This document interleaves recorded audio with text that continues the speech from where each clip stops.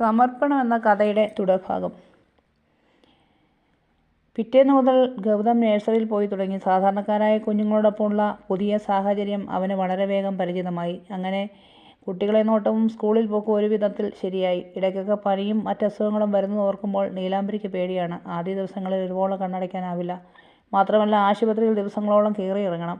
പൈസയുടെ അഭാവം കൊണ്ട് സർക്കാർ ആശുപത്രിയെയാണ് നീലാംബരി അഭയം പ്രാപിക്കാറുള്ളത്. മുത്തച്ഛനും ഇപ്പോൾ നീലാംബരിയെപ്പോലെ കുഞ്ഞുങ്ങളെ സ്നേഹിച്ചു തുടങ്ങി. ശങ്കരനാരായണൻ എവിടെ പോയാലും തിരിച്ചു വരുന്നതുവരെ വാതിൽക്കൽ കാണും ഗൗതവും ഗായത്രിയും.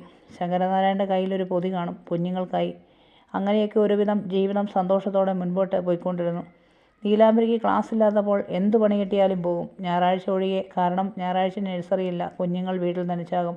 ആദ്യമൊക്കെ ശങ്കരനാരായണൻ തടഞ്ഞിരുന്നു. അത് വേണ്ട മോളെ, നീ കുഞ്ഞാ. പക്ഷേ ചിലവുകൾ ഒരാളുടെ പരിധിയിൽ നിൽക്കില്ല. നീലാംബരിക്ക് ബോധ്യമായി. പിന്നെ ശങ്കരനാരായണൻ തടഞ്ഞിട്ടില്ല. ചിലപ്പോഴൊക്കെ അടുത്ത വീടുകളിൽ കാലായി ഒരുക്കാനും വീട്ടുപണി ചെയ്യാനും എന്തിന് ചാണകം വരാനും എന്ന് വേണ്ട ചുമടെടുക്കാനും വരെ പോയി തുടങ്ങി. +2 റിസൾട്ട് വന്നപ്പോൾ നല്ല മാർക്കുണ്ടായിരുന്നു. തുടർ പഠനത്തെക്കുറിച്ച് അവൾ ചിന്തിച്ചില്ല. കാരണം താൻ ഏറ്റെടുത്ത ദൗത്യം വിജയിപ്പിക്കണം, അതുമാത്രമായിരുന്നു അവളുടെ ചിന്ത. അടുത്ത ഭാഗവുമായി